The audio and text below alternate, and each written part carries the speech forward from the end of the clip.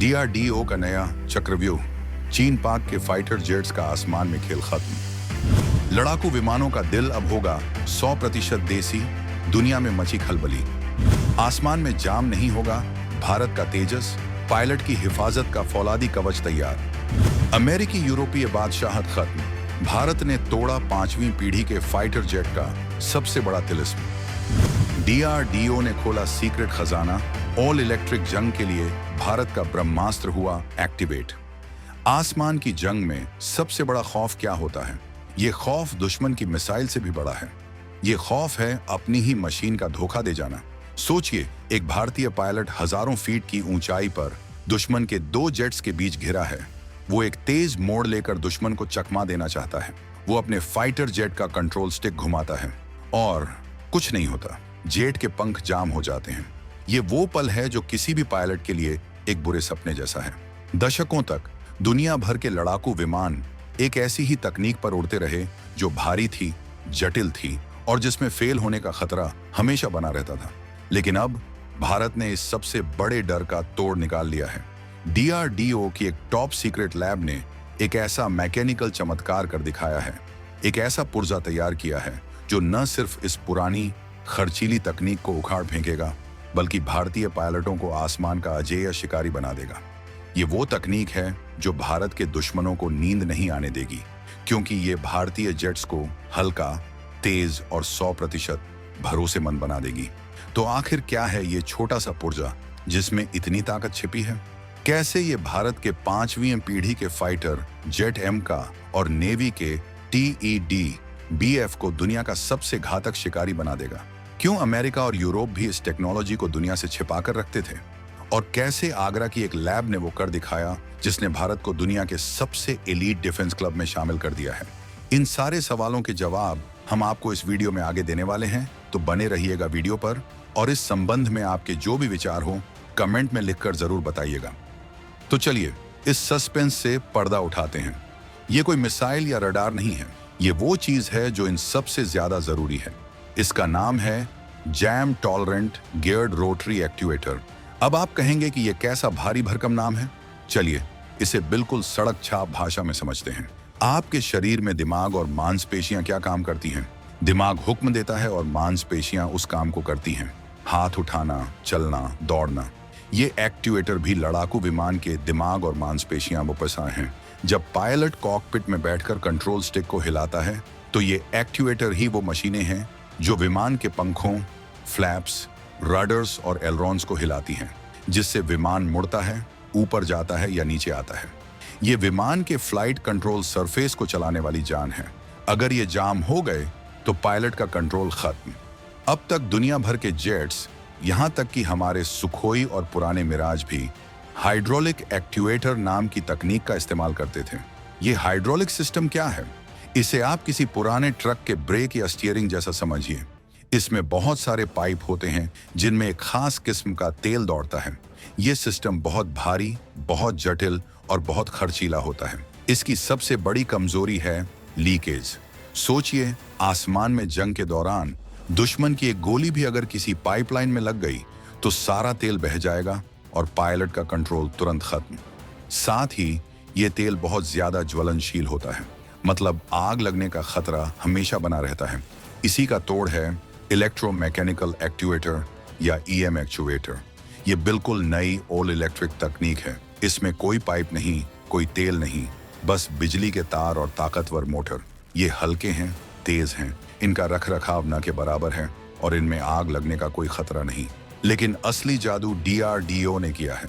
DRDO की आगरा में मौजूद lab ADRDE, aerial delivery research and development establishment, ने जो एक्चुएटर बनाया है वो सिर्फ इलेक्ट्रोमैकेनिकल नहीं है, बल्कि जैम टॉलरेंट है। इसका मतलब ये है कि अगर किसी भी वजह से जंग के दौरान या तेज G फोर्स वाले मोड पर इस मशीन का एक हिस्सा या मोटर जाम भी हो जाए तो ये सिस्टम फेल नहीं होगा। इसके अंदर एक बैकअप यानी रिडंडेंट मोटर लगी है जो 1 सेकंड से भी कम वक्त में तुरंत सारा कंट्रोल अपने हाथ में ले लेगी। पायलट को पता भी नहीं चलेगा कि कोई गड़बड़ हुई थी। ये है वो फौलादी गारंटी जो भारतीय पायलट को दुश्मन के घर में घुसकर उसे चुनौती देने का दम देती है। ये वो ताकत है जो पायलट को बताती है कि तुम बस दुश्मन पर फोकस करो, तुम्हारी मशीन तुम्हें धोखा नहीं देगी।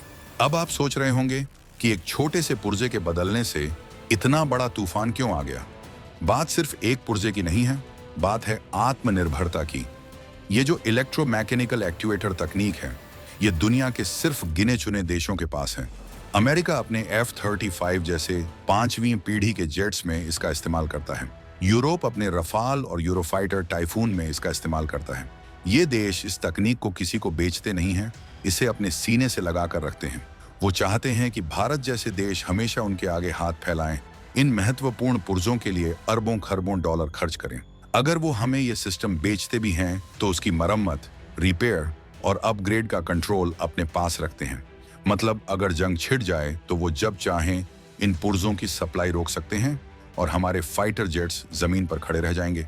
DRDO के इस एक आविष्कार ने अमेरिका और यूरोप की इसी दादागिरी को जड़ से खत्म कर दिया है। अब भारत को किसी के सामने गिड़गिड़ाने की जरूरत नहीं, हम अपने एक्चुएटर खुद बनाएंगे।